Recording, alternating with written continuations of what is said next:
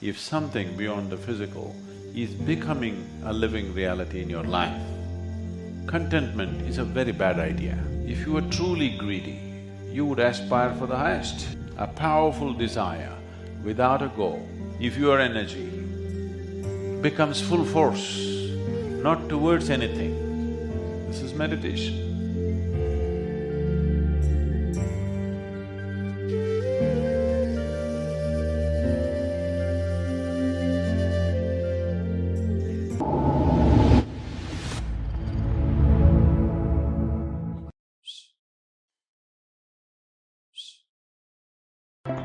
All you have to do is close your eyes and listen. For a better experience, please use headphones. I know that many of you have been brought up on the idea or ideology that contentment is the greatest virtue. If you're content with who you are right now, you're not even aware that if you're willing to strive who you could be,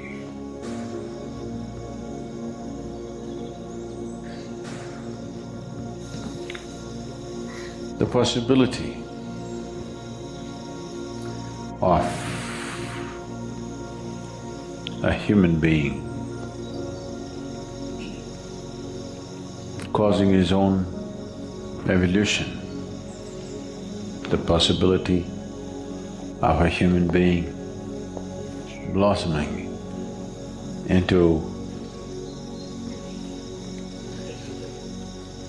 a beautiful state of fragrance and beauty has been completely discounted.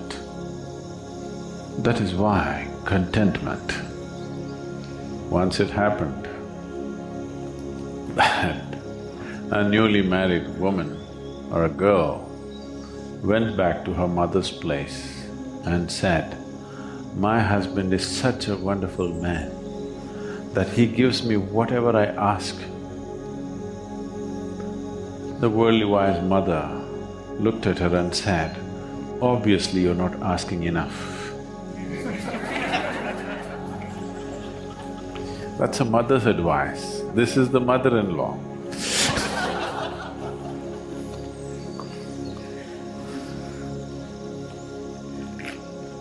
So obviously you're not asking enough from life. That is why you're content. If I'm greedy, would it be better? Yes, you must be greedy. The problem right now is you're stingy about your greediness. The problem in this world is not of greed. The problem in this world is people are stingy.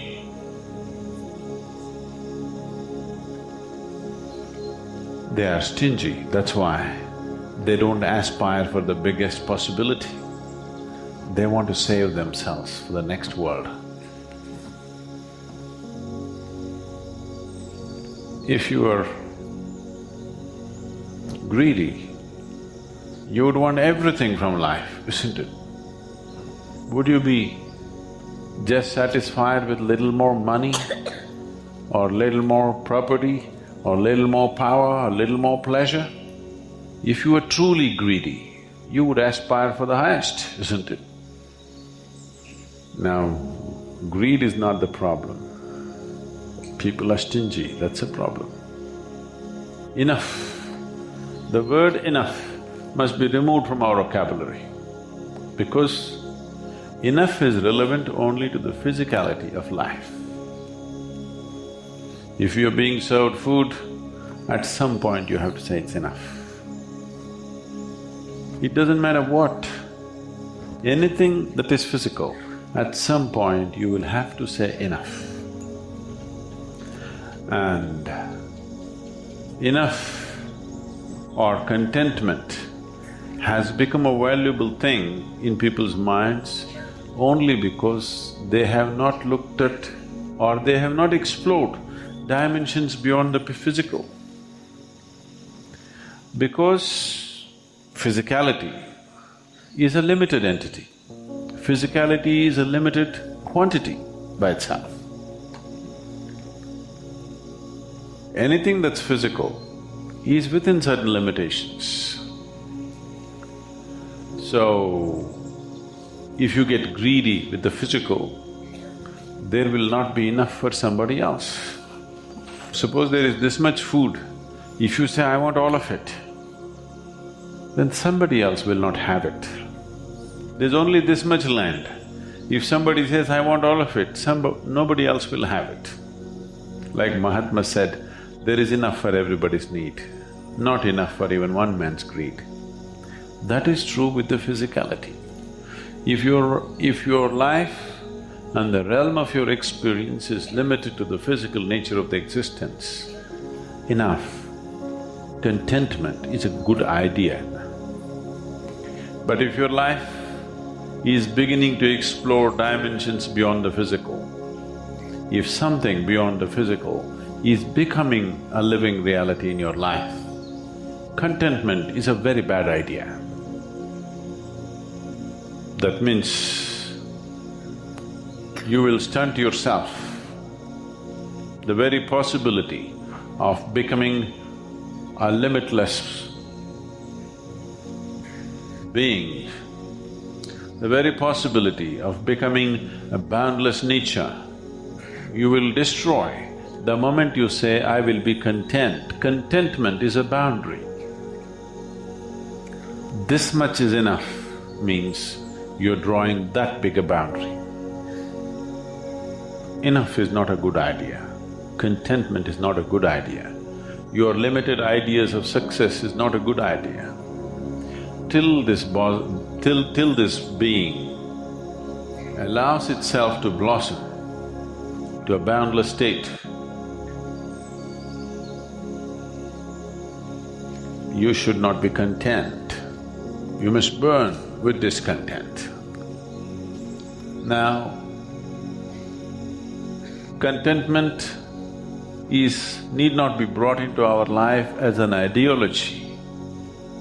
It is just that if your aspiration becomes limitless, if your aspiration and desire is not selective, it desires for just everything, then naturally you would not limit yourself to the physicality of the existence. When it is no more selective, desire just becomes a powerful energy to expand, to burst open this being who is containing himself with contentment. People are trying to achieve contentment at different levels, at different stages of life. Please see this. What you call as contentment is just containment.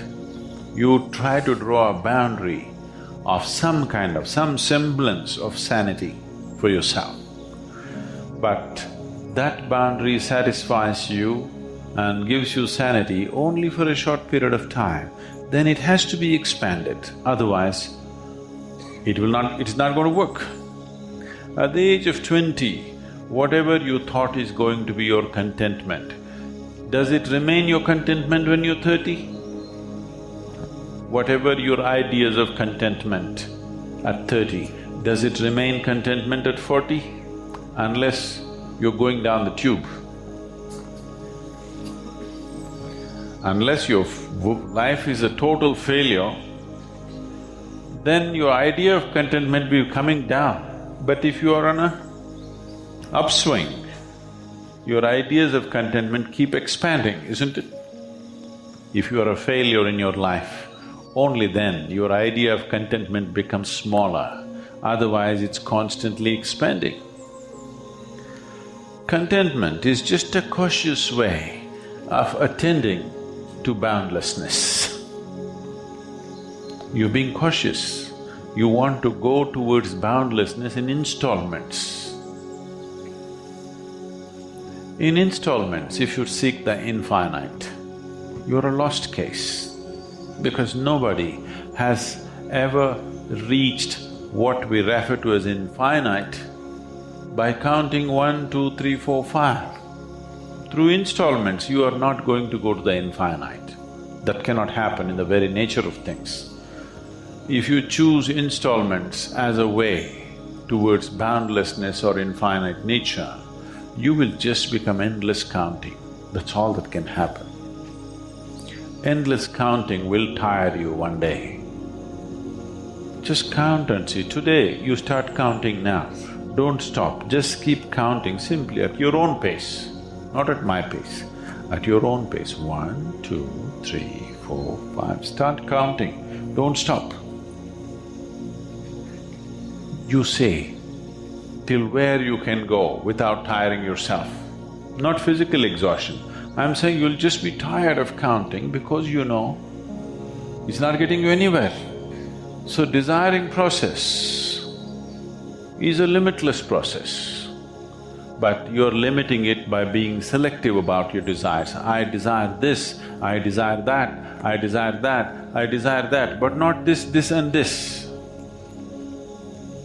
If you take away the discriminatory nature of your desire, if you sit here right now and do not desire for anything particular, just desire for everything, just everything, just see if your mind can do it. Don't desire for anything in particular, just simply desire for everything. First of all, you don't know what is everything. Nobody knows what is everything, isn't it? Everything that you know and everything that you do not know, just desire for all the things that you know and do not know. You will see desire, the energy that you call as desire, becomes a powerful force to become meditative. Meditation, devotion is just this, a desire without a goal. A powerful desire without a goal. If your desire, if your energy becomes full force, not towards anything, this is meditation. If you're on the spiritual process, there is no such thing as contentment.